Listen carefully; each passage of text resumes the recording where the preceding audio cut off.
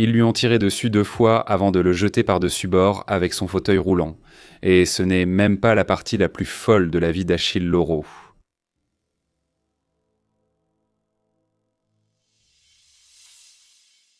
En mai, Rotterdamse Loïsde, aujourd'hui intégré à Ned Loïsde, a commandé un nouveau paquebot au chantier naval de Schelde à Vlissingen, aux Pays-Bas. Le navire devait remplacer la flotte vieillissante sur la ligne des Indes orientales néerlandaises. La quille a été posée, mais les travaux ont cessé au début de la Seconde Guerre mondiale. Malgré 2 raids de bombardement, le chantier naval est resté intact, ce qui a facilité la reprise de la construction navale après la guerre. En juillet, le paquebot a été baptisé Wilhelm Reis, nommé d'après le petit-fils du fondateur de la compagnie, tué par la Gestapo pendant la guerre. Rotterdam Chaloïd est devenu Royal Rotterdam Chaloïd. Le préfixe royal a été accordé pour honorer son service pendant la guerre. Le 1er novembre 1947, le Wilhelm Reis a finalement été achevé. Il mesurait 192 mètres de long, 25 mètres de large, avait un tirant d'eau de 8,9 mètres et un tonnage de 21 100, 19 tonneaux de jauge brute. Le paquebot accueillait 169 passagers. Il avait des cheminées élégantes et un système innovant pour les canaux de sauvetage. Des canaux de sauvetage en aluminium léger étaient placés bas sur les côtés et intégrés à la superstructure, formant un profil aérodynamique sans bossoir saillant. Cette disposition plaçait les canaux à moins de 15 mètres au-dessus de la ligne de flottaison, ce qui réduisait le temps et l'effort nécessaire pour les mettre à l'eau par rapport au montage traditionnel situé en hauteur sur le navire. Pont. Le Wilhelm Reis effectue son voyage inaugural vers les Indes néerlandaises en décembre 1947. L'itinéraire part de Rotterdam, fait escale à Southampton, Tanger, Gibraltar, puis arrive à Marseille.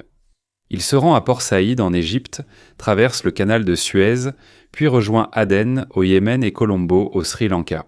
L'itinéraire traverse l'océan Indien vers Sabeng, Balawan Delhi au nord de Sumatra, puis Singapour et finit à Tanjung Priok, le port de Jakarta, anciennement Batavia. Le trajet dure généralement de 8 à 30 jours. Wilhelm Reis possède 8 moteurs Seltzer alimentant 2 hélices, assurant une vitesse moyenne de 22 nœuds. Le temps moyen de trajet aller passe à moins de 25 jours. Wilhelm Reis et le paquebot concurrent Orania de la Netherlands Line deviennent populaires sur la ligne des Indes néerlandaises. Dès 1949, le nombre de passagers baisse avec l'indépendance des Indes orientales, désormais l'Indonésie. Le janvier. Wilhelm Reis et Orange naviguent en mer Rouge dans des directions opposées. Dans les années 50, il était courant que les paquebots se saluent en passant à faible distance pour divertir les passagers. L'approche d'Orania est rapide et brusque, forçant Wilhelm Reis à virer rapidement à bâbord, ce qui provoque une collision entre les 2 navires et endommage gravement sa proue. Aucune vie n'est perdue et Wilhelm Reis, peu endommagé, peut poursuivre son voyage. Mais Orania craint d'être saisie à cause de ces dommages, alors elle saute son escale prévue à Colombo et continue directement vers Jakarta. Les 2 navires sont jugés responsables de la collision en raison d'une mauvaise communication. 6 mois après, Wilhelm Reis est impliqué dans une nouvelle collision dans un épais brouillard à 19 milles au nord-ouest d'Île-de-Bas. Le paquebot heurte le pétrolier côtier néerlandais Cornelis B, provoquant son naufrage. En 1958, Royal Rotterdamshire, Lloyd et la Netherlands Line concluent un accord pour lancer un service mondial de transport de passagers. La flotte naviguera sous la bannière des Royal Dutch Mail Ships avec Orania et Johan van Oldenbarnevelt, rebaptisé Twin Screw Motorship Laconia. De septembre 1958 à février 1959, Wilhelm Reis subit une importante remise à neuf au chantier naval Wilton Feyenoord à Amsterdam pour se préparer à son nouveau service. Son système original à 4 classes est réduit à 2 options, première classe et classe touriste. 100 nouvelles cabines sont installées pour accueillir 175 passagers en première classe et 770 en classe touriste, avec la climatisation étendue à l'ensemble des hébergements. Certaines cabines sont interchangeables selon les réservations dans chaque classe. Une couchette ajoutée porte le nombre maximal de passagers à 1167. Les Européens remplacent les membres d'équipage javanais et requièrent de meilleurs logements pour 100 personnes. Le jardin d'hiver de la classe touriste sur Wilhelmstrasse est transformé en un salon-jardin vitré le long de la superstructure, avec des fenêtres ajoutées à l'arrière pour agrandir l'espace et ouvrir la vue. Cela permet d'utiliser la zone plus longtemps et dans divers climats, surtout lors des longs trajets de Rotterdam à l'Indonésie. La cheminée avant est surélevée pour évacuer fumée, suie et gaz plus loin vers l'arrière, limitant leur passage sur les ponts ouverts et dans les espaces passagers. Des stabilisateurs fines sont installés sous la ligne de flottaison pour réduire le roulis, rendant les traversées plus confortables et limitant le mal de mer. En mars 1959, Wilhelm Reis lance son service mondial vers l'Australie et la Nouvelle-Zélande. Il quitte Rotterdam, passe par Southampton, la Méditerranée, Suez, Fremantle, Melbourne, Sydney, la Nouvelle-Zélande, puis rentre via Panama. Les navires postaux royaux néerlandais concurrencent les paquebots britanniques. Fin 1964, la montée du transport aérien affecte le trafic passager, forçant Wilhelm Reis à être retiré du service et mis en vente. En 1965, la compagnie Flotte-Loro achète Wilhelm Reis et Orange. Wilhelm Reis porte le nom du propriétaire de la compagnie. Le plus grand armateur d'Italie et maire de Naples dans les années 50, Achille Lauro, et Orange est renommé d'après sa femme, Angelina Lauro. Après la vente, Achille Lauro et Angelina Lauro partent à Palerme pour devenir des navires de croisière hybrides. Le 9 août 1965, une explosion survient dans les locaux techniques de l'Achille Lauro, provoquant un incendie court mais sérieux. L'incendie est rapidement maîtrisé sans dégâts structurels majeurs, mais il retarde considérablement la remise à neuf. La deuxième remise à neuf de l'Achille Lauro comprend une importante extension de la superstructure, ajoutant 4 mètres à la proue. Les cheminées sont surélevées avec de nouveaux diffuseurs de fumée, des murs en verre protègent la promenade avant et de nouvelles piscines de première classe sont installées. Les hébergements sont adaptés à une nouvelle clientèle axée sur les croisières. La refonte complète de l'Achille Lauro le transforme en un paquebot moderne, effaçant les traces de son design d'avant-guerre d'origine. Sa coque est repeinte en bleu, la couleur classique de la compagnie de croisière, ce qui vaut à l'Achille Lauro son surnom de la Dame bleue. En avril 1966, l'Achille Lauro débute sur la ligne Australie de la flotte Lauro, reliant l'Europe du Nord à Sydney et Wellington lors d'un de ses voyages. Il aide à évacuer les familles des militaires britanniques prises dans les troubles au Yémen, ce qui conduit à la fin de la domination britannique dans le pays. L'Achille Lauro fait l'un des derniers passages nord du canal de Suez avant sa fermeture. Pendant la guerre des 6 jours en 67 entre Israël et une coalition d'États arabes en 72, l'Achille Lauro subit une 3e transformation dans un chantier naval de Gênes, en Italie, pour devenir entièrement un navire de croisière. Il profite de rénovations des espaces publics, des cabines, des installations à bord et d'améliorations comme la climatisation, les stabilisateurs et de nouvelles cabines. Lors de la rénovation, un incendie plus grave que le précédent survient, causant de gros dégâts et 5 mois de réparation en plus.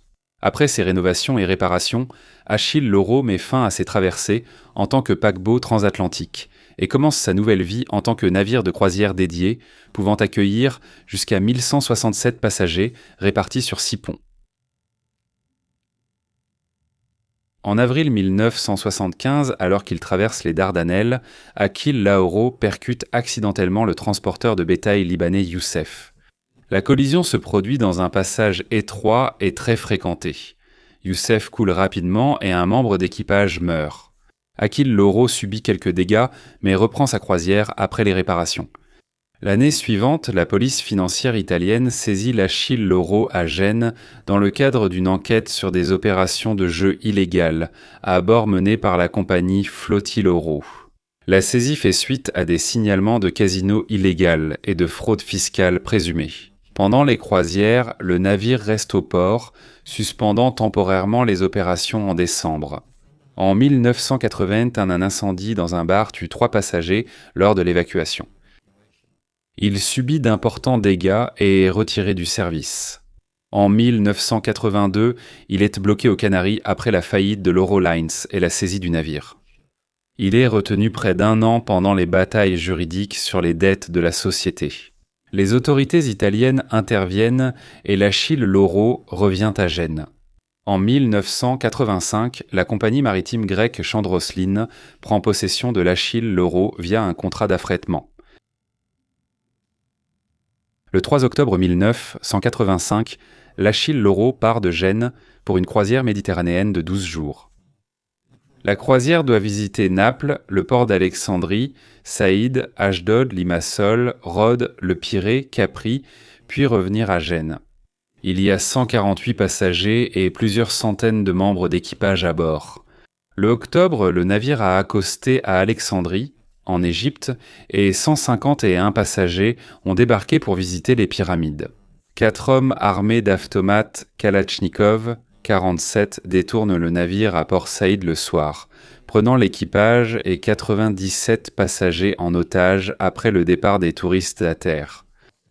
Les hommes sont membres d'une faction du Front de libération de la Palestine dirigée par Mohamed Zaidan, ou Abu Abbas, et affiliés à l'Organisation de libération de la Palestine.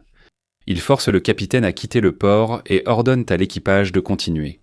Les pirates exigent la libération de prisonniers palestiniens par Israël. Israël ne répond pas et le navire met le cap sur la Syrie. À la demande des gouvernements américains et italiens, la Syrie refuse d'autoriser le navire à accoster. Les pirates tuent Léon Klinghoffer, un passager juif américain handicapé.